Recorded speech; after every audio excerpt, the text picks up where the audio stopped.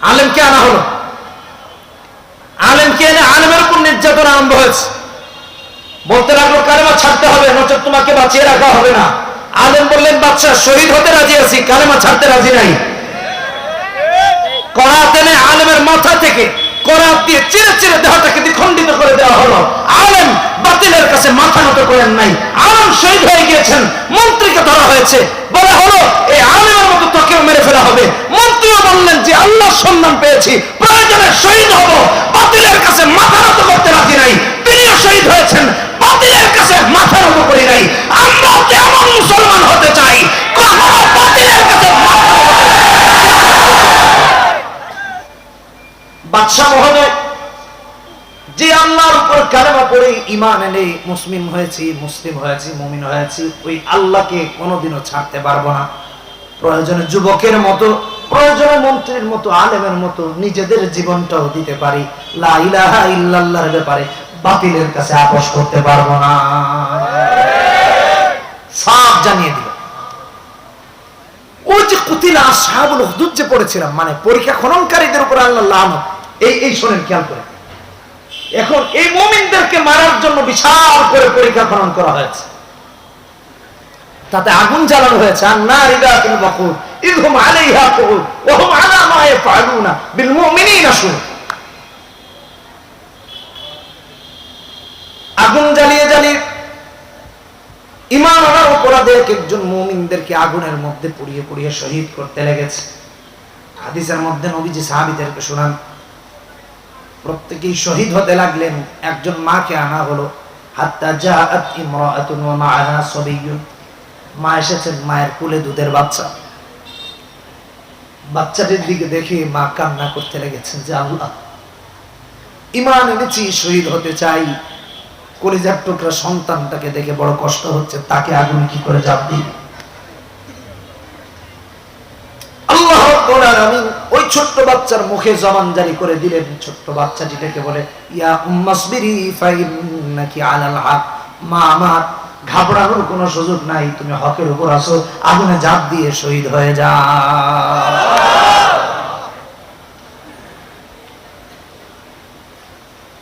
এই হাদিস, এই আয়াত, এই সূরা আপনাকে আমাকেই শিক্ষা দেয়, যতক্ষণ পর্যন্ত আমরা কোরআনের উপর থাকবো, সুন্নাতের উপর থাকবো, হক্কানি আলেম ওলামাদের সাথে থাকবো, হকের উপর আছি, প্রয়োজনে আগুনে ফাঁসির মঞ্চে গুলিয়ার বুলেটের সামনে দাঁড়াতে রাজি আছি।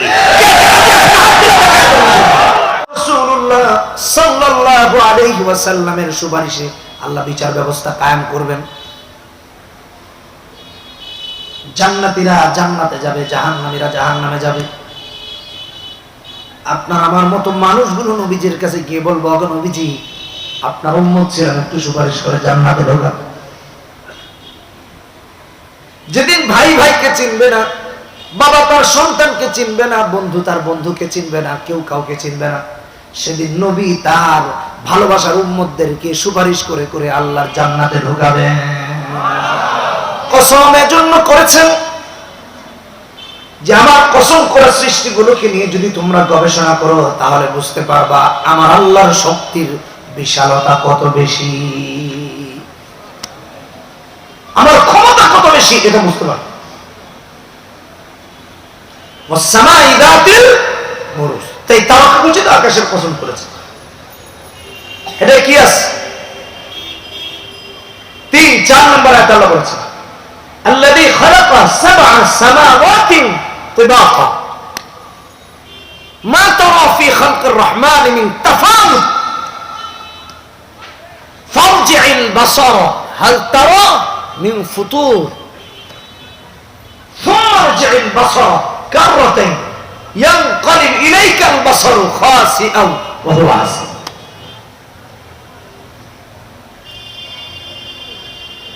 তারকাখচিত আকাশের কসম আল্লাহ এই জন্য করলেন যে আকাশটার বিশালতা আমি আল্লাহ তাআলা এত বেশি দিলাম আর এত সুন্দর করে বানালাম, আবার এটাকে তারকা দিয়ে সুসজ্জিত করেছি। সূরা সাফফাতের 6 নম্বর আয়াতে আল্লাহ বলেন, ইন্না যায়্যানাস সামাআদ দুনিয়া বিজিনাতিল কাওয়াকিব। আকাশটা আল্লাহ তারা দিয়ে সাজিয়েছেন। আবার এখানে সূরা মুলকেও আল্লাহ বলেছেন 29 নম্বর পরে প্রথম পৃষ্ঠায় 5 নম্বর আয়াতে বলেছেন ওয়ালাকাদ যায়্যানাস সামাআদ দুনিয়া বিমাসাবিহ, তারা দিয়ে সাজিয়েছেন, বাতি দিয়ে সাজিয়েছেন। কে সাজিয়েছেন এই আকাশ? জোরে বলতে হবে, আল্লাহর নাম নিতে অসুবিধা হচ্ছে। কে? আল্লাহ সাজিয়েছেন।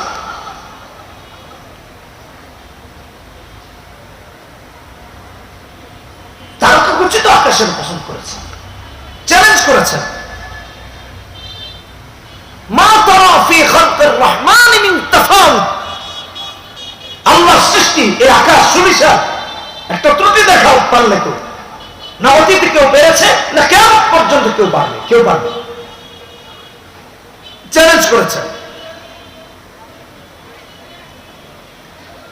বরং আল্লাহ তো এটা বললেন এই আকাশের বিশালতার দিকে যদি আমাদের দৃষ্টি বোলাতে থাকি তাহলে দৃষ্টি অক্ষম হয়ে ফিরে আসবে, কিন্তু আল্লাহ সৃষ্টির কোথাও কোনো ভুল খুঁজে পাওয়া যাবে না। বলেছেন সুম্মা জিল বাসারা কাররাতাইনি ইয়ানকালিব ইলাইক, আল বাসারু খাসিআব ওয়া হুয়া আসির, চক্ষু ক্লান্ত হয়ে ফিরে আসবে, কোনো ভুল খুঁজে পাবে না। আল্লাহর ক্ষমতা কত বেশি চিন্তা করে। ডোনাল্ড ট্রাম্প বলেন, জো বাইডেন বলেন, মোদি বলেন, কত কিছু না কত কেউ করতে পারে, একটা আকাশ বানিয়ে দেখাতে পারবে? আল্লাহ সেই চ্যালেঞ্জটাই করেছে। আল্লাহর সাথে কি বড়াই করে, কিসের কি করে?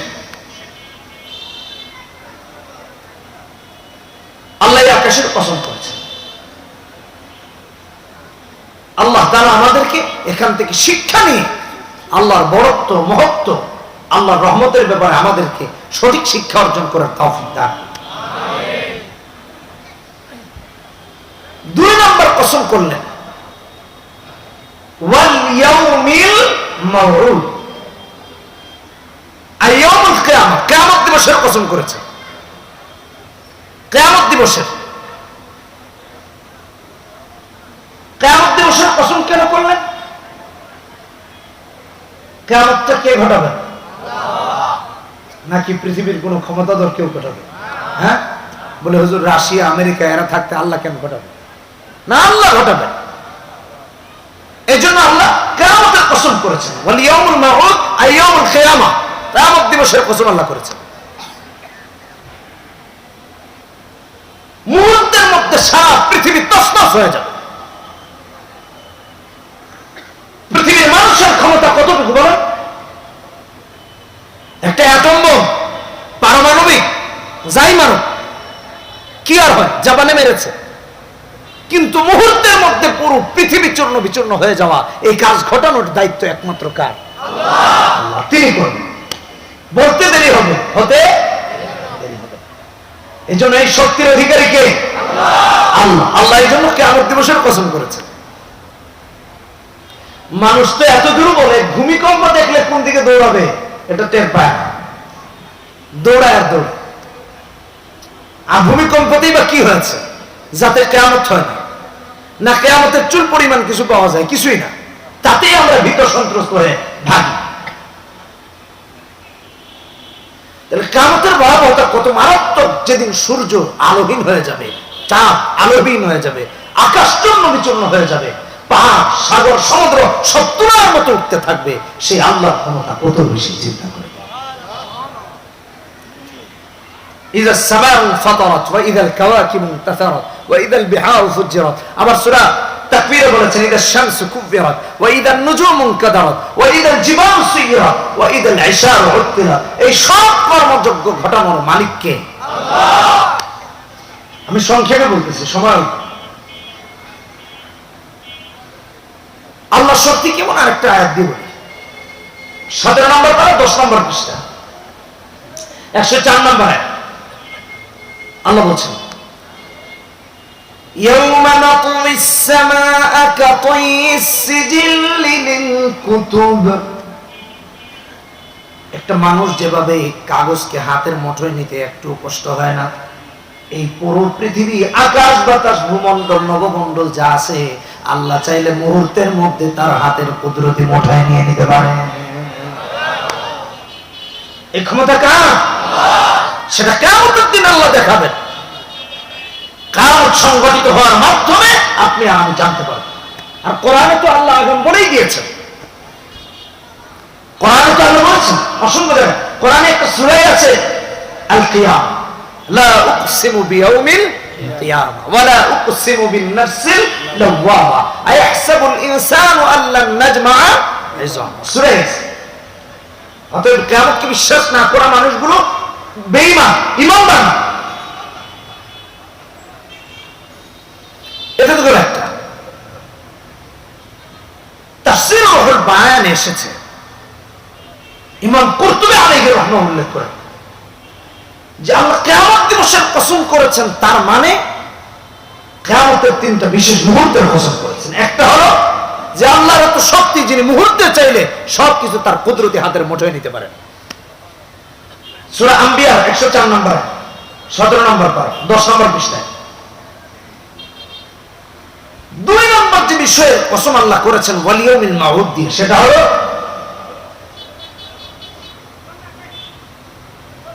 সমস্ত মানুষগুলো কবর থেকে উঠে একটা নির্দিষ্ট গন্তব্যের দিকে দৌড়াতে থাকবে, নির্দিষ্ট গন্তব্যের দিকে।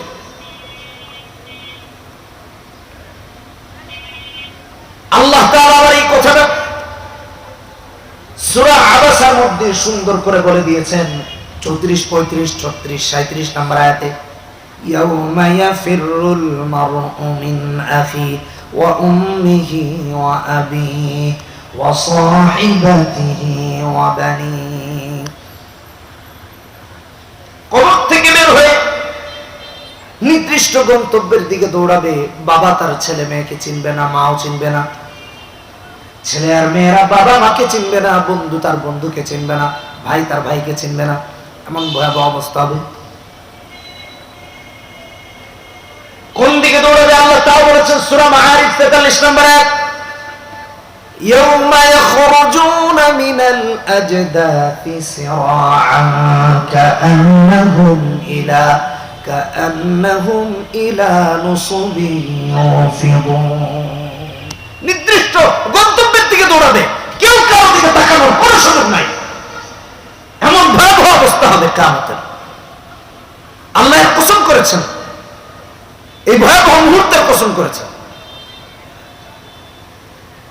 তাহলে কত গুরুত্বপূর্ণ চিন্তা করে দেখেন।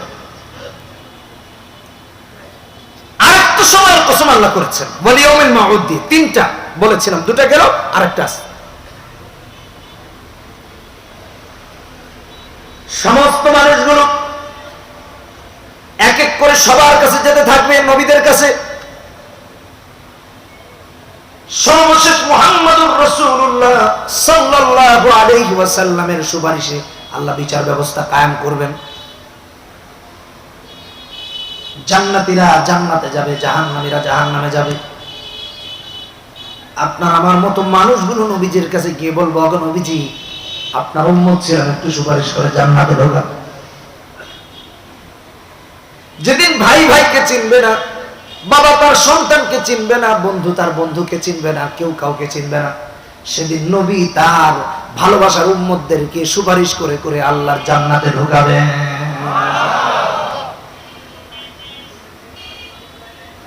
উদাহরণ দিই, ফর এক্সাম্পল, দুনিয়াতেই যদি হয়, আদালতে গিয়েছে, উকিল নাই, বাদী বিবাদী একা, কোন বিচারের কাজ করে দাঁড়াতে হয় তো উকিল লাগে, ব্যারিস্টার লাগে, কিছু নাই, টেনশন, পেরেশান, কি হবে কি না হবে। যেদিন কেউ কোনো কাজে আসবে না, কারো কোনো ক্ষমতা থাকবে না, সেদিন রাসূলুল্লাহ তার উম্মতদেরকে ভালোবেসে আল্লাহ জান্নাতে সুপারিশ করে ঢুকাবেন। তবে হ্যাঁ, মনে রাখতে হবে, যে সমস্ত উম্মতেরা রাসূলের সাথে আদাওয়াতি রাখে, হক্কানি আলেমদের সাথে দুশমনি রাখে, তাদেরকে রাসূল সুপারিশ করে জান্নাতে ঢোকাবেন না, জাহান্নামে ঢোকাবেন, জাহান্নামে। ইমানদারদের সাথে বিদ্বেষ। অত্যন্ত দুঃখের সাথে জানাচ্ছি, আজকে কি হয়েছে না হয়েছে এটা পরে আপনারা যাচাই বাছাই করেন, কিন্তু মুসল্লিরা নামাজ আদায় আছে, নামাজের বাইরে এক শ্রেণীর লোকেরা দাঁড়িয়েছিল মুসল্লিদের উপর আক্রমণ করার জন্য। এরা কারা? একজন মুসলমান তো জুমার নামাজ না পড়ে বাইরে দাঁড়িয়ে থাকতে পারে না। এটা কারা ছিল? কারা এরা? নিশ্চিত অমুসলিম, নয়তো মুসলমান হলে মুনাফিক। তো বিশৃঙ্খলা কারা লাগিয়েছে? ওরা তো লাগানোর জন্য দাঁড়িয়েছে। মুসলমানরা তো নামাজে ছিল, নামাজ হচ্ছে, কেরাত হচ্ছে, দৈনিক ইনকিলাব ভিডিও প্রকাশ করেছে, দেখেন খুঁজে গিয়ে। মিথ্যা কথা বলছি, দেখেছি। কেন রে ভাই? একটু কি আল্লাহর ভয় নাই? একটু আল্লাহর ভয় নাই? কি পেয়েছি আমরা? দিন দিন দিন কি হচ্ছে? কোথায় যাচ্ছে? আমাদের কোন দিকে যাচ্ছে আমাদের ভবিষ্যৎ? নিরস্ত্র মানুষগুলোর উপরে সন্ত্রাসী হামলা, গুন্ডা পান্ডার মতো, এগুলো কি আরম্ভ হয়েছে? কষ্ট লাগে না? মুসলমান না, যার কষ্ট লাগে না মুসলমান না। তো আমি ফতোয়া দিয়ে দিলাম, জান কোন মুফতি সাহেব থেকে ফতোয়া আনবে? নাই না, হাদিসের ফতোয়া, নবীজির দেওয়া ফতোয়া। মুসলমান হলে অন্য মুসলমানের ব্যথায় ব্যতীত হতো, আর এখন অমুসলিমের ব্যথায় ব্যতীত হয় প্রয়োজনে মুসলমানের রক্তে রঞ্জিত করে।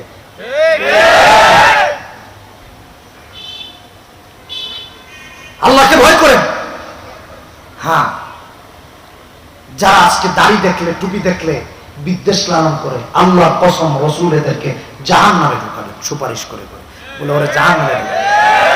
আমার সুন্নতকে কলঙ্কিত করেছিল, অপমানিত করেছিল, ইসলামকে অপমান করেছিল, জাহান্নাম ছাড়া উপায় থাকে। 3 নম্বর কসম করলেন, ওয়া শাহিদিউ ওয়া মাশহুদ। 4 নম্বর, 3 4 1 1। তিরমিজির 3661 নম্বর হাদিসে এসেছে, শাহিদ ইয়াউমুল জুমআ, মাশহুদ ইয়াউমে আরাফা। আরো ব্যাখ্যা আছে। কোরআনে আল্লাহ স্পষ্ট বলেছেন, শাহিদ মানে হলো সাক্ষীদাতা। জোরে বলি কি? আচ্ছা, বিচারক যে হবে, বিচার হবে আদালতে, বিচারকের কি সাক্ষী লাগে না? পৃথিবীর কোন আদালতে সাক্ষী ছাড়া বিচার হয়? আল্লাহর আদালতেও সাক্ষী থাকবে, সাক্ষী থাকবে। আল্লাহর আদালতেও সাক্ষী থাকবে। আসেন, কে কে সাক্ষী হবে একটু জেনে নিই। 1 নম্বর সাক্ষীদাতা থাকবেন আল্লাহ নিজে। ও শাহিদ, যার কসম আল্লাহ করেছেন, যা মন চায় তাই করেন, অসুবিধা নাই। পৃথিবীর কেউ দেখে নাই, সব মিডিয়াগুলো নামাজি মুসল্লিদের উপর দোষ চাপিয়ে দিল, অসুবিধা নাই। আল্লাহ সাক্ষী হবেন হাসরের মাঠে, দেখা সেখানে হবে। ঠিক কিনা? শাহিদ বলে আল্লাহ, আল্লাহ নিজে সাক্ষী হবেন, তার কসম করেছেন। 1 নম্বর। আরে ও আচ্ছা, দলিল দিয়ে যাই। আল্লাহ কোথায় বললেন? ওয়া কাফা বিল্লাহি শাহিদা। কোরআনে বিভিন্ন জায়গায় আসছে, আমি একটা দলিল দিই। 28 নম্বর আয়াত, সূরা ফাতাহ। ওয়া কাফা বিল্লাহি শাহিদা, আই কাফাল্লাহু শাহিদা, মানে সাক্ষীদাতা হিসেবে আল্লাহই যথেষ্ট হয়ে যাবেন। সেদিন কোন অন্যায় অবিচারের জন্য কারো সাক্ষী লাগবে না, আল্লাহ যথেষ্ট হয়ে যাবে। সাবধান হন, এটা 1 নম্বর গেল। শাহিদের আরেকটা ব্যাখ্যা, এটাও কোরআন থেকে। নবীও সাক্ষীদাতা হবেন, নবীও সাক্ষী দিবেন। কোরআনে কারীম খুলি 41 নম্বর আয়াত, সূরা নিসার 41 নম্বর আয়াতে আল্লাহ বলেন, فَكَيْفَ إِذَا جِئْنَا مِنْ كُلِّ أُمَّةٍ بِشَهِيدٍ وَجِئْنَا بِكَ عَلَى هَؤُلَاءِ شَهِيدًا। নবীও সাক্ষীদাতা হবেন। ইয়া আইয়ুহান নবী ইন্না আরসালনাকা শাহিদান ওয়া মুবাশশিরান ওয়া নাদিরা। সূরা আহজাবে আল্লাহ বলেছেন, সাক্ষীদাতা কে হবেন? নবী মুহাম্মদ সাল্লাল্লাহু আলাইহি ওয়াসাল্লাম। প্রথম সাক্ষীদাতা কে? আল্লাহ। দ্বিতীয় সাক্ষীদাতা নবী। শুধু নবী না, নবীর নেককার উম্মতেরা হবে, যারা নবীকে মেনে চলবে তারাও সাক্ষীদাতা হবে। বিকুল উম্মতি, উম্মতের কথা বলেছেন আল্লাহ তাআলা। 3 নম্বর সাক্ষীদাতা কারা হবে? কোরআনে কারীম খুলে দেখি, আল্লাহ রাব্বুল আলামিন কোরআনে কারীমের মধ্যে 3 নম্বর সাক্ষীদাতার কথা উল্লেখ করেছেন নিজেকে। কিয়ামতের ময়দানে আল্লাহ কারো আমলনামাটা ডান হাতে ধরিয়ে দিবেন, আর কারো আমলনামাটা বাম হাতে দিবেন, আর দিয়ে বলবেন, ইকরা কিতাবাক কাফা বিনাফসিকা আল-ইয়াওমা আলাইকা হাসিবা। ইকরা কিতাবাক, পড়ো তোমার আমলনামা, তুমি নিজে পড়ো। কাফা বিনাফসিকা আল-ইয়াওমা আলাইকা হাসিবা, আজকের দিনে সাক্ষীদাতা তুমি নিজেই নিজের জন্য যথেষ্ট। আমলনামা পড়বে, আমলনামার সব লেখা থাকবে, কোথায় কি করেছে, কাকে মেরেছে, কাকে ধরেছে, কার জমি কিভাবে হবে চিন্তা করেন। সূরা বনী ইসরাঈল 14 নম্বর আয়াত, কাফা বিনাফসিকা আল-ইয়াওমা আলাইকা হাসিবা। সাক্ষীদাতারা শুধু এখানেই শেষ না, আপনার আমার জবান, আপনার আমার হাত, আপনার আমার পা, আপনার আমার অঙ্গ প্রত্যঙ্গ গুলো নিজের বিরুদ্ধে সাক্ষী দিবে। কারণ আমরা তো গোলাম ছিলাম কার? এই হাতটা কে বানিয়েছেন? এই পাটা কে বানিয়েছেন? এই জেহেনটা, ব্রেনটা কে বানিয়ে দিলেন? জবানটা কে দিয়েছেন? সবগুলো কিন্তু আল্লাহর গোলাম। শয়তানের কুমন্ত্রণায় পড়ে যদি এইগুলোর যদি অসৎ ব্যবহার, অসৎ আচরণ এগুলোর সাথে করি, এই সবগুলো অঙ্গ প্রত্যঙ্গ আল্লাহর কাছে দাঁড়িয়ে বলবে, আল্লাহ আমাকে অন্যায় কাজে লাগিয়েছিল, বিচারটা তুমি করে দাও। ধরবে।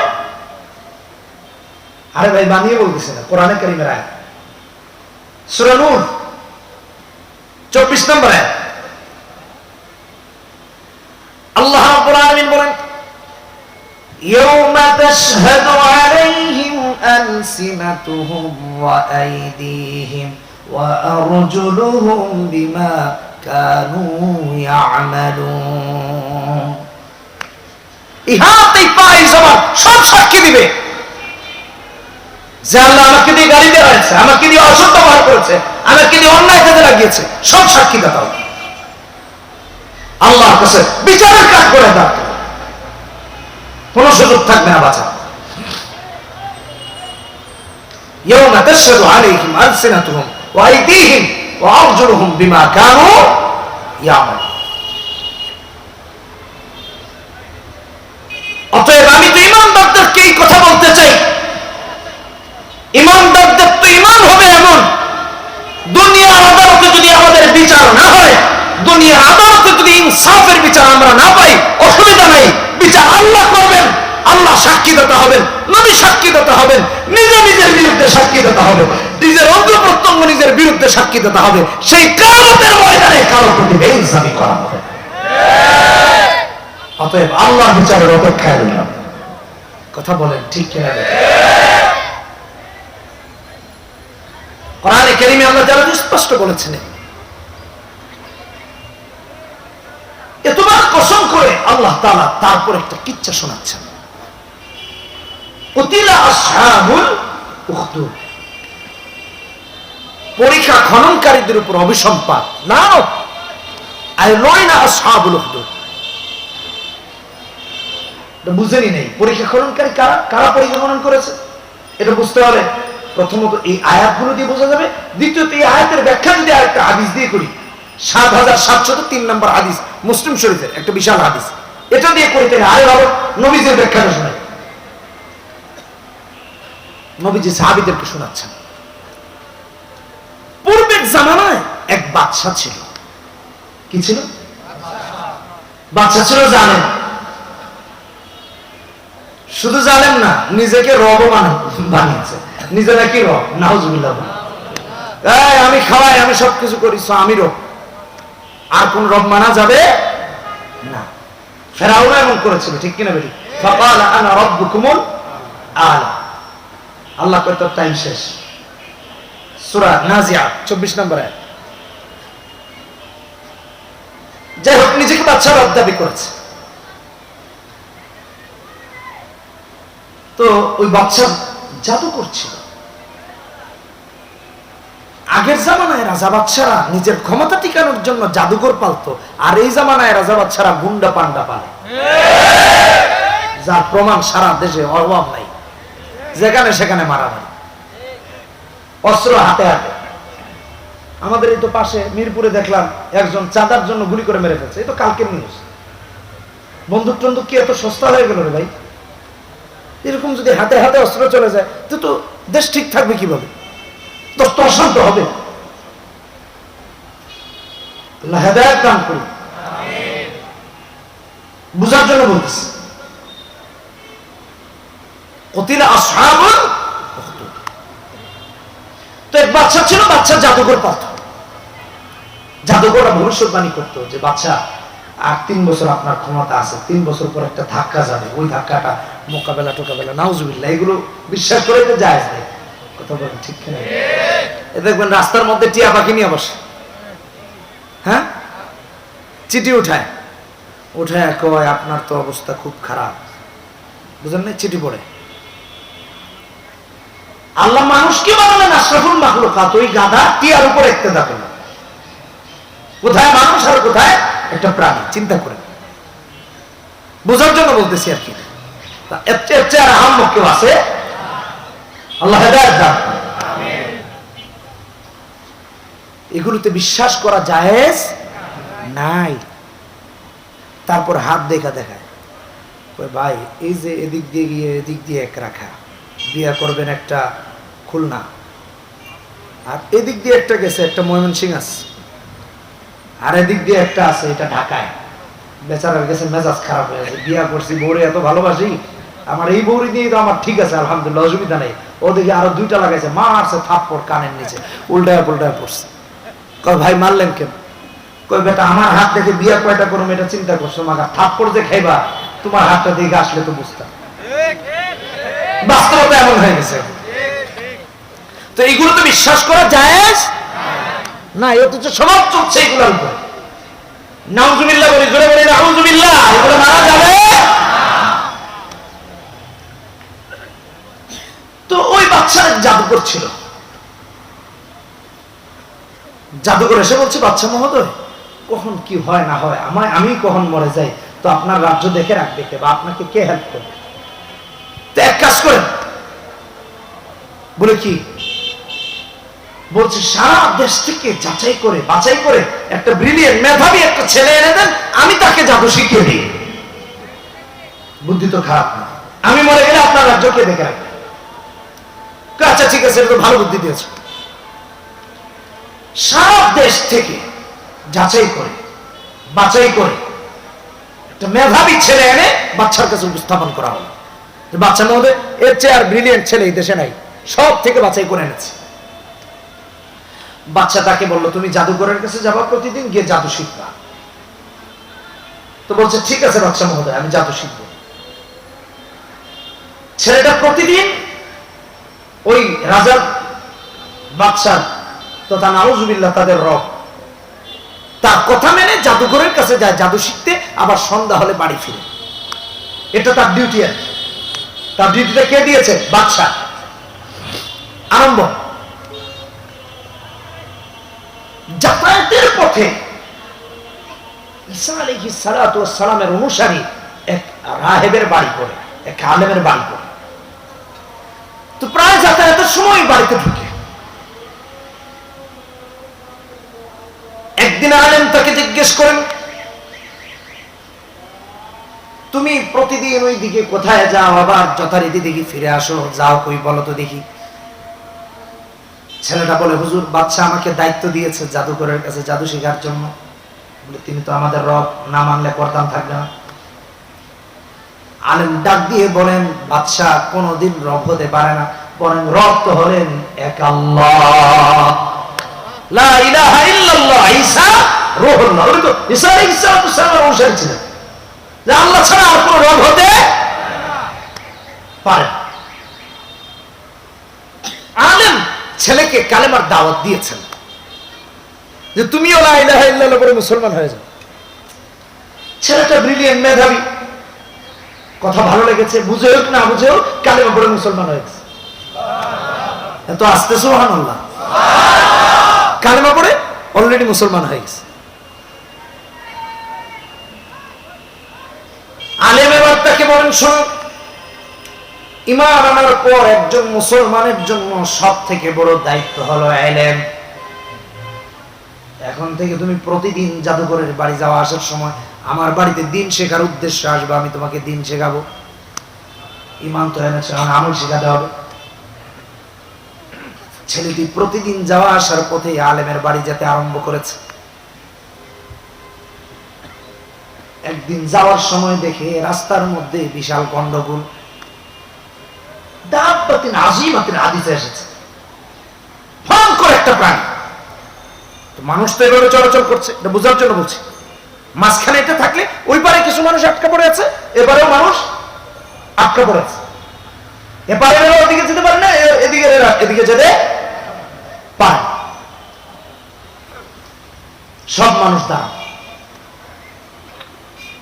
তো ছেলেটাও ওখানে আটকা পড়ছে, আটকা পড়ে চিন্তা করতেছে যে এখান থেকে মুক্তি পাওয়ার তো কোনো সুযোগ নাই। কিন্তু আমার একটা বিষয় আছে, আমি একদিকে বাদশাকে রব মানি, অন্যদিকে আলেম আমাকে আরেক আল্লাহর সন্ধান দিল, দুটাই মানি। আজকে পরীক্ষা করবো কোন আল্লাহ সত্য, আল্লাহ কোনটা সত্য, এক আল্লাহ না জাদুঘর যার কথা বলে অর্থাৎ বাদশাকে রব বানিয়েছে সে। যুবক ছেলেটি একটা ছোট্ট পাথর হাতে নিয়েছে, পাথর, হাদিসের বাক্য, পাথর হাতে নিয়ে বলছে আল্লাহুম্মা ইন কানা আমরুর রাহিবি আহাব্বা ইলাইকা মিন আমরিস সাহিব ফাকতুল হাদিহি দাব্বা। আল্লাহ, আলেম যে আল্লাহর কথা বলেন মানে লা ইলাহা ইল্লাল্লাহ, তুমি আল্লাহ যদি সত্য হও, আলেম যেগুলো শেখায় বলে এটা যদি সত্য হয়, তাহলে আমি এই পাথরটা মারার সাথে সাথে যেন এই প্রাণীটা নিঃশেষ হয়ে যায়, বুঝে নিব লা ইলাহা ইল্লাল্লাহ সত্য। ভাইরা আমার, বন্ধুরা আমার, যুবক ছেলেটি কথা চিন্তা করতে করতে ছোট্ট একটা পাথর হাতে নিয়ে পাথরটি নিক্ষেপ করতে দেরি হয়েছে। মুহূর্তের মধ্যে ভয়ঙ্কর প্রাণীটি নিঃশেষ হতে দেরি হয় না, নিঃশেষ হয়ে গেছে। এই পাথরটার মোকাবেলায় কিছুই ছিল না, কিন্তু নিঃশেষ করে দিয়েছেন কে? আল্লাহ সুবহানাহু ওয়া তাআলা। প্রাণীটা নিঃশেষ। দেশের মানুষেরা দেখে তো আশ্চর্য, কিরে আমরা এত কিছু নিয়ে টিয়ে হাজির হইলাম, ডরে সামনেই যায় না, ও একটা পাথর মারলো এতে শেষ। ওর হাতে না জানি কি আছে, আর এমনি তো জাদু শিখে, বুঝেন নাই? না জানি কি জাদু শিখেছে রে, সব তো পাগল, সব কে তার কাছে লাইন। ভাই তোর হাতে না জানি কি আছে, অন্ধ গিয়ে বলে আমার চোখটা ভালো করে দে, হাত বুলিয়ে দে, ভালো হয়ে যায়। আল্লাহর নাম নেই, বোবা ভালো হয়ে যায়, প্রতিবন্ধী ভালো হয়ে যায়। যাই হোক, কোথায় পড়ে যাচ্ছি, তো ছেলেটি আলেমের বাড়ি গেল, গিয়ে বলছে হুজুর আজকে রাস্তায় এই বিশাল ঘটনা ঘটেছে যা আপনারে এই বললাম। আলেম বলছেন আনতা লিয়াউম আফদালু মিন্নি, যুবক আজ থেকে তোমার মর্যাদা আল্লাহর কাছে আমার চেয়ে বেড়ে গেছে।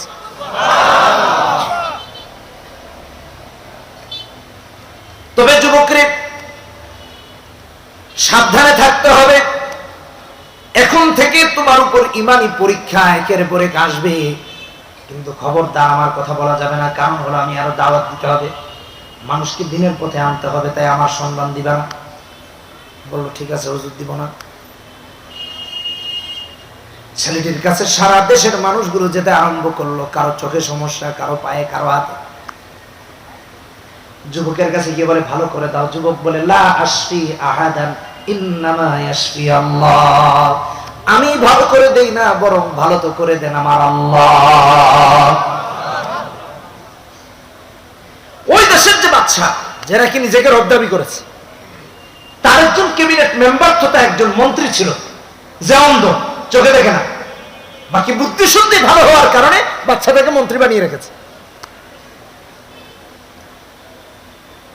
দেশের মানুষেরা গিয়ে বলে মন্ত্রী মহোদয় কেমন মন্ত্রী হলেন, এখনো নিজের রাজ্যটা বা চেয়ারটাই তো চোখে দেখলেন না, অথচ আপনার দেশের মধ্যে এমন এক যুবকের আবির্ভাব ঘটেছে, হাত দিতে দেরি হয়, চোখে আলো ফিরতে দেরি হয় না, চলেন তার কাছে চলেন। মন্ত্রী বলল আমি যেহেতু মন্ত্রী মানুষ, যাব যেহেতু আমার সম্মান অনুযায়ী যেতে হবে। বিশাল উপঢৌকন সংগ্রহ করলেন, বিশাল করে সমস্ত উপঢৌকন নিয়ে ছেলেটির কাছে গিয়ে হাজির, আর বললেন এই দেখো তোমার জন্য কত কিছু এনেছি, শুনতে পারলাম তুমি হাত বুলিয়ে দিতে দেরি হয়, চোখে আলো ফিরতে দেরি হয় না, আমি এদেশের রানিং মন্ত্রী, চোখে দেখি না, আমার দুটো চোখ ভালো করে দাও। যুবক চিন্তা করলো এই তো সুযোগ, উনি যেহেতু মন্ত্রী, ক্যাবিনেট মেম্বার, আর উনার কাছে যদি লা ইলাহা ইল্লাল্লাহর দাওয়াতটা দেওয়া যায় তাহলে এই দাওয়াত ডিরেক্ট সরাসরি হেড অফিস পর্যন্ত পৌঁছায়া যাবে। মন্ত্রীকে শর্ত দিল, মন্ত্রী আপনি যদি লা ইলাহা ইল্লাল্লাহ পড়ে মুসলমান হতে পারেন তাহলে আমার আল্লাহ আপনার চক্ষু ভালো করে দিবেন। মন্ত্রী তো টেনশনে পড়ে গেল, কারণ লা ইলাহা ইল্লাল্লাহ পড়লে তোমার চাকরি থাকবে না, মন্ত্রিত্ব থাকবে না। কথা বলেন ঠিক কিনা বেঠিক? এখনো তো এমন অবস্থা, যদি ইসলামের পক্ষে থাকে, দ্বীনের পক্ষে থাকে, চাকরিও থাকে না, দলেও কেউ রাখে না। আছে না নাই? কি বলেন ঠিক না? অভাব নাই। কিন্তু এই কথা সত্য, যারা পদমস্তক ঈমান আর ইসলাম দিয়ে ভরপুর তারা না চাকরি ভয় পায়, না মানুষের দাপত্য ভয় পায়, আল্লাহ ছাড়া কাউকে ভয় পায় না। নারায়ে তাকবীর, নারায়ে তাকবীর, নারায়ে তাকবীর। এটাই ইসলামের শত্রুরা, ইসলামের শত্রুরা, নারায়ে তাকবীর। মন্ত্রী টেনশনে পড়ে গেলেন, এই মুহূর্তে যদি আমি কালেমা গ্রহণ করি তাইলে তো আমার মন্ত্রিত্ব থাকবে না, চাকরিও থাকবে না, কি করা যায়? আবার চিন্তা করলো, কি সাতার মন্ত্রী হইলাম, এখনো তো নিজের কিছুই দেখলাম না, না মন্ত্রণালয় না চেয়ার, এই মন্ত্রী হওয়ার দাম আছে নাকি? তার চেয়ে মন্ত্রিত্ব গেলে যাবে। আর আল্লাহ যদি কালেমা পড়ার কারণে চোখে আলো দিয়ে দেন, অসুবিধা নাই, তাও তো দেশটা দেখতে পারবো। যে চেয়ারে বসলাম যা দেখলাম না তাও তো দেখতে পারবো। যুবককে বলে, যুবকরে সত্যি সত্যি যদি তোমার আল্লাহ আমার চক্ষু ফিরাইয়া দেন, আমার কালেমা পড়তে অসুবিধা নাই। মন্ত্রী কালেমা পড়ে মুসলমান হয়ে গেলেন। যুবক আল্লাহর নাম নিয়ে হাত বুলিয়ে দিতে দেরি হয়েছে, চোখে আলো ফিরে পেতে দেরি হয় না। আজকালকে বহু চক্ষুষ্মান মন্ত্রীরা আল্লাহর গোলামি বাদ দিয়ে কাফের বেঈমানের গোলাম হয়ে আছে। ঠিক কি না ঠিক? আল্লাহর গোলামি ছেড়ে দিয়েছে, আর অন্ধ মন্ত্রী আল্লাহর গোলাম হয়েছে কাফের বেঈমানের গোলামি ছেড়ে। এই জন্য বলছি যে অন্য ওয়াজ করতে চাইছিলাম, আজকেই ওয়াজ করলাম। কি ব্যাপারে দিকে হেলিকপ্টার যায়, পোকাটা কই গেল? ওর সমস্যা কি বুঝার জন্য বলছি। আল্লাহু আকবার। মন্ত্রী কালেমা পড়ে মুসলমান হয়ে গেছেন, পরদিন তো মন্ত্রণালয় হয়ে গেলেন। বাচ্চা দেখি বলে, মান রাদ্দা আলাইকা বাসারাক, তুমি তো অন্ধ ছিলে, তোমার চোখ ফিরিয়ে দিল কেডা? রব্বি আল্লাহ। এত আসতে? আরে ভাই, এখন তো সাধারণত এই শয়তানগুলোর সামনে দাঁড়িয়ে আল্লাহু আকবার তাকবীর দিতে আমাদের ডর লাগে, আর ওই বাচ্চা যে কিনা রব দাবি করেছে তার সামনে তার মন্ত্রী কালেমা পড়ে বলছেন আমার আল্লাহ বিরায়া দিয়েছেন। হাদিসের বাক্য। বাচ্চা বলে, এটা কি বলে? আমি ছাড়া তোর আবার রব আছে নাকি? আমি ছাড়া আর কে আল্লাহ? আমি ছাড়া কে রব? মন্ত্রী বলে, তুমি আমার রব না, রব এর কেবল এত তিনি, আর কেউ রব হতে। মন্ত্রীকে রিমান্ডে নিল, মারতে আরম্ভ করল। এই যে মারামারির ইচ্ছা শুরু, মারতে মারতে মারতে মারতে কোথায় আল্লাহ সন্ধান পেয়েছিস বল? বলে, বাচ্চা ওই যে আমরা যে ছেলেটাকে জাদু শিখতে পাঠিয়েছিলাম তার কাছে পেয়েছি, আর সে আমার চোখ ভালো করে দিয়েছে। বুঝার জন্য বলতেছে। বলছে যে কে চোখ ফিরিয়ে দিয়েছে? দিয়েছেন কে? আল্লাহ। তারপরে রিমান্ডে নিল, বলে এই আল্লাহ সন্ধান করে পেয়েছি, ওই যে ওই ছেলের কাছে পাইছি যারা আমরাই জাদু শিখতে পাঠিয়েছিলাম, ধরে নিয়ে আয়। আনা হয়েছে। বলছে, তুমি আল্লাহ সন্ধান করবে। ওই যে আলেম বলেছিলেন বলতে না, তাই সে বলে না। মারতে মারতে মারতে মারতে একেবারে শেষ মুহূর্তে বললো, এই জায়গায় একজন আলেম আছে, তার কাছে পেয়েছে। আলেমকে আনা হলো। আলেমকে এনে আলেমের উপর নির্যাতন আরম্ভ হয়েছে। বলতে লাগলো, কালেমা ছাড়তে হবে, নচেত তোমাকে বাঁচিয়ে রাখা হবে না। আলেম বললেন, বাচ্চা শহীদ হতে রাজি আছি, কালেমা ছাড়তে রাজি নাই। করাত এনে আলেমের মাথা থেকে করাত দিয়ে চিরে চিরে দেহটাকে দ্বিখণ্ডিত করে দেওয়া হলো। আলেম বাতিলের কাছে মাথা নত নত করেন নাই। আলেম শহীদ হয়ে গিয়েছেন, মন্ত্রীকে ধরা হয়েছে, বলা হলো এই আলেমের মতো তোকেও মেরে ফেলা হবে। মন্ত্রীও বললেন যে আল্লাহর সম্মান পেয়েছি, প্রয়োজনে শহীদ হব, বাতিলের কাছে মাথা নত করতে রাজি নাই। তিনিও শহীদ হয়েছেন, বাতিলের কাছে মাথা নত করি নাই।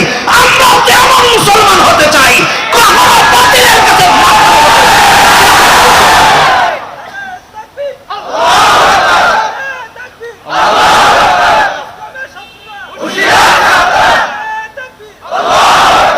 এই ইমান আপনাকে আমাকে আনতে হবে।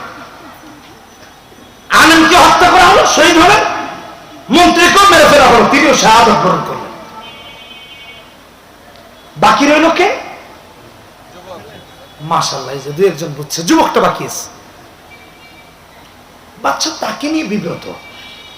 যে ছেলে হাত দিলে চোখ ভালো হয়ে যায়, ওর মাথায় করাত দিয়ে কাটবে, না কাটলে তো আরেক ভেজা। চিন্তা করলো এর মারতে হবে দূরে নিয়ে, যেন এর কোনো প্রভাব রাষ্ট্রে বা রাষ্ট্রের জনগণের কাছে না পড়ে। কথাটা খেয়াল করে বুঝবেন।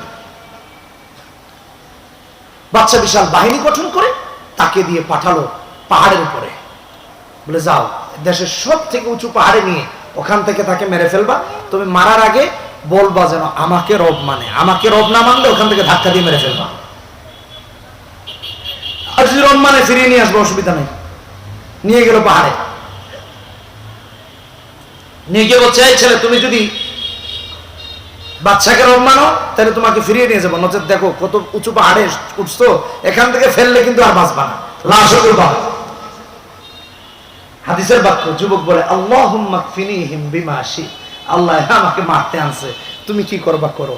এমন ঝড় তুফান আর ভূমিকম্প আরম্ভ হলো, সব চুরমার হয়ে ওখানে শেষ।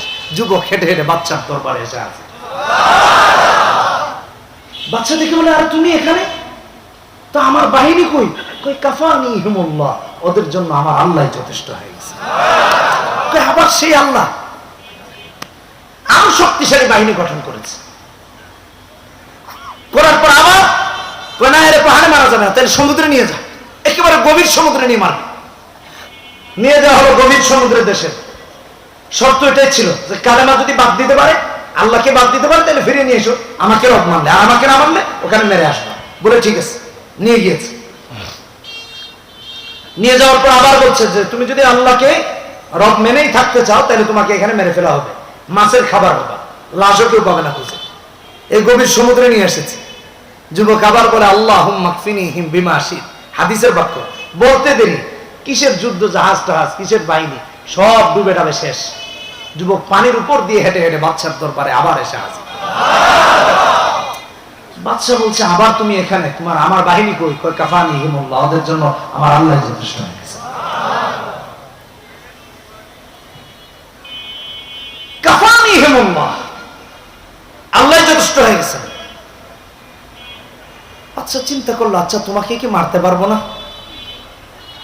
বলে বাদশা পারবেন, আমি যেভাবে বলবো সেভাবে, আপনার ওই সিস্টেমে কাজ হবে।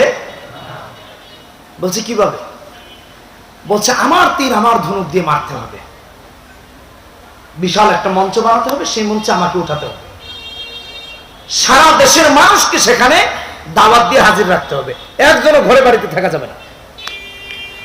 যা বলো সব করতে রাজি আছি, কিন্তু তোমারে বাঁচায় রাখতে রাজি নেই। ঠিক আছে তাই করেন। আর তীরটা যে আমার তীর, আমার ধনুকটা যে আমার গায়ে মারবেন, এটা কিন্তু আপনার নামে টামে মারলে হবে না, আমার আল্লাহর নামে মারতে হবে। আর আমার আল্লাহর নামে যে মারছেন এটা আবার গোপনে বললে হবে না, পুরো দেশবাসী যারা এখানে উপস্থিত থাকবে সবাইকে শুনিয়ে বলতে হবে।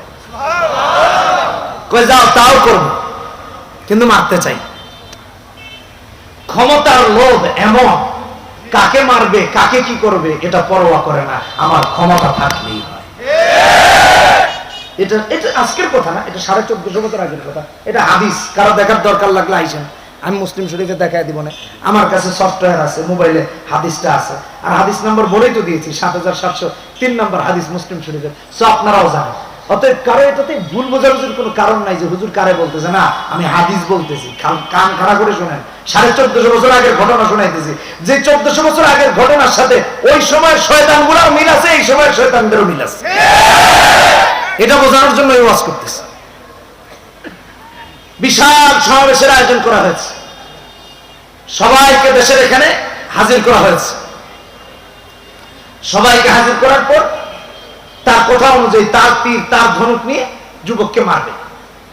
মারার সময় কথা ছিল কার নামে মারবে? তার নাম মারলে হবে না, আল্লাহর নামে মারতে হবে। বলে কিভাবে? বিইসমে রাব্বিল গোলাম, মানে যুবকের আল্লাহর নামে তীর মারলাম, যুবকের প্রভুর নামে তীর নিক্ষেপ করলাম, এই কথা বলে মারতে হবে। এটা আবার শুনিয়ে বলতে হবে। ভাইরা আমার, বন্ধুরা আমার, এই সমস্ত দেশবাসীর সামনে যখন ছেলেটিকে মারতে গিয়ে বাদশা বিইসমে রাব্বিল গোলাম বলে তীর নিক্ষেপ করেছে, যুবকের বুকে গিয়ে তীরটা হেনেছে। যুবক তো কালেমা পড়তে পড়তে শহীদ হয়ে গেল। কিন্তু বাদশা যখন বলেছে বিইসমে রাব্বিল গোলাম, সমস্ত দেশের মানুষগুলো বলে উঠলো আমান্না বিরাব্বিল গোলামি লা ইলাহা ইল্লাল্লাহ, আমরাও যুবকের রবের উপর ঈমান এনে পড়ে নিলাম লা ইলাহা ইল্লাল্লাহ। সমস্ত দেশের মানুষেরা এক বাক্যে কালেমা পড়ে মুসলমান হয়ে গেছে, সব মুসলমান হয়ে গেছে। বাচ্চা তো আর টেনশনে পড়লো যে তিনটারে শেষ করতে গিয়ে পুরো দেশবাসী তো মুসলমান। কিন্তু কিছু চাকর চামচা থাকে না, এগুলো তো সব কালেই আছে। এই জমানায় নাই আর কি, তখন ছিল। আর পরে পরে ওরা কই বাচ্চা করলেন কি, এ তো পুরো আরো মার্ডার হইলো, সব কালেমা পড়ে মুসলমান হইল। কি রুখতে চাইলেন, কি ধামাচাপা দিতে গেলেন, উল্টা তো সব দিক মুসলমান। বলে যা হয়েছে হয়েছে, এখন কি করতে হবে বল। সবাইকে বলেন যেন এই কালেমা সবাই প্রত্যাখ্যান করে, নয়তো আলেমের মতো, যুবকের মতো, মন্ত্রীর মতো এদেরকেও মেরে ফেলা হবে। ওই যে খুনের নেশায় উন্মাদ, খুনিরা এরকমই হয়, ওদের সব মেরে ফেলবো। বললে তোমরা যদি লা ইলাহা ইল্লাল্লাহ না ছাড়ো তাহলে সবাইকে মেরে ফেলবো। সমস্ত ইমানদারেরা বলে বাদশা মহোদয়, যে আল্লাহর উপর কালেমা পড়ে ঈমান এনে মুসলিম হয়েছি, মুমিন হয়েছি, ওই আল্লাহকে কোনোদিনও ছাড়তে পারবো না। প্রয়োজনে যুবকের মতো, প্রয়োজনে মন্ত্রীর মতো, আলেমের মতো নিজেদের জীবনটাও দিতে পারি, লা ইলাহা ইল্লাল্লাহর ব্যাপারে বাতিলের কাছে আপোষ করতে পারবো না, সব জানিয়ে দিল। ওই যে কুতিলা আসহাবুল উখদুদ যে পড়েছিলাম, মানে পরীক্ষা খননকারীদের উপর আল্লাহ লানত, এই শোনেন খেয়াল করে। এখন এই মুমিনদেরকে মারার জন্য বিশাল করে পরীক্ষা খনন করা হয়েছে, তাতে আগুন জ্বালানো হয়েছে। আন-নারি যাতিল ওয়াকুদ ইযহুম আলাইহা কুউদ ওয়া হুম আলা মা ইয়াফআলুনা বিল মুমিনিনা শুহুদ। আগুন জ্বালিয়ে জ্বালিয়ে ঈমান আনার অপরাধে একজন মুমিনদেরকে আগুনের মধ্যে পুড়িয়ে পুড়িয়ে শহীদ করতে লেগেছে। হাদিসের মধ্যে নবীজি সাহাবীদেরকে শোনান, প্রত্যেকেই শহীদ হতে লাগলেন। একজন মাকে আনা হলো, হাত্তা জাআত ইমরাআতুন ওয়া মাআহা সাবিয়্যুন, মা এসেছেন, মায়ের কোলে দুধের বাচ্চা। বাচ্চাটির দিকে দেখে মা কান্না করতে লেগেছেন যে আল্লাহ, ঈমান এনেছি, শহীদ হতে চাই, কলিজার টুকরা সন্তানটাকে দেখে বড় কষ্ট হচ্ছে, তাকে আগুনে কি করে জাপ দিই। আল্লাহ রাব্বুল আলামিন ওই ছোট্ট বাচ্চার মুখে জবান জারি করে দিলেন। ছোট্ট বাচ্চাটি ডেকে বলে ইয়া উম্মাসবিরি ফাইন্নাকি আলাল হক, মা আমার ঘাবড়ানোর কোনো সুযোগ নাই, তুমি হকের উপর আছো, আগুনে ঝাঁপ দিয়ে শহীদ হয়ে যা।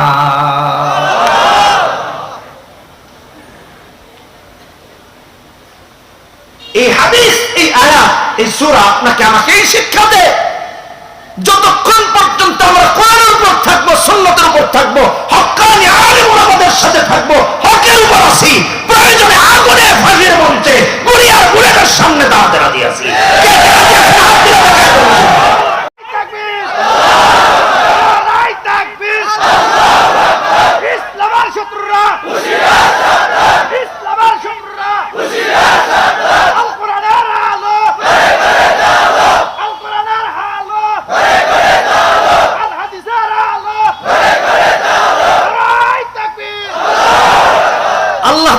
শিক্ষাই এই ঘটনা দিয়েছেন, দিয়ে দুইটা ভাগ করে বলেছেন, এক শ্রেণী মুমিন আর এক শ্রেণী মুশরিক। এখানে ভাগাভাগি হয়ে গেছে। মুমিনদের কথা বলতে গিয়ে আল্লাহ বলেন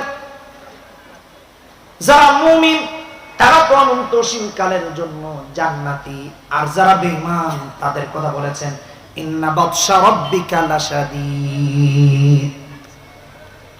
আরো বলেছেন যারা ইমানদারদের সাথে অসদাচরণ করলো, ইমানদারদের সাথে জুলুম করেছে, ওরা যদি তাওবা না করে কোনোদিনও ওরা জাহান্নাম থেকে মুক্তি পাবে না, অনন্তশীল কালের জন্য জাহান্নামী হবে। আল্লাহ রাব্বুল আলামিন আপনাকে আমাকে ঈমানের উপর মৃত্যু পর্যন্ত ইস্তিকামত থাকার তৌফিক দান করুন। জোরে বলি আমিন। হাত উঠায় আল্লাহর কাছে ওয়াদা করি, বলি হে আল্লাহ, আজ থেকে ওয়াদা করছি মৃত্যু পর্যন্ত কোরআন সুন্নাহ অনুযায়ী চলবো। হে আল্লাহ, আমাদের এই ওয়াদা মৃত্যু পর্যন্ত বাস্তবায়ন করা তৌফিক দান করুন। জোরে বলি আমিন। হাত নামান। এক এক করে আলেম ওলামারা আসবেন। এখন আজান হবে, তারপর নামাজ হবে ইনশাআল্লাহ। আজকের মতো বিদায় নিচ্ছি। সবাই ভালো থাকুন। আসসালামু আলাইকুম ওয়া রাহমাতুল্লাহি ওয়া বারাকাতুহু।